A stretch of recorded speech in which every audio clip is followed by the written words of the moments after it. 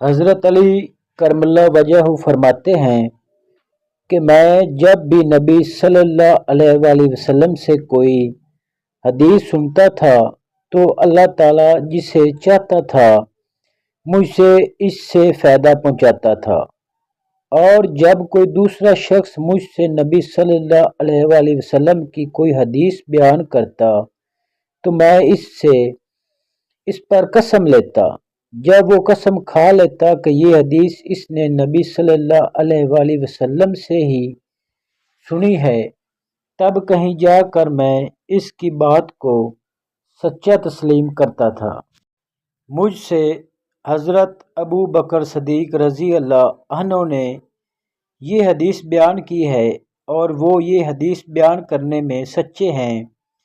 کہ انہوں نے جناب رسول اللہ صلی اللہ علیہ وآلہ وسلم کو یہ فرماتے ہوئے سنا ہے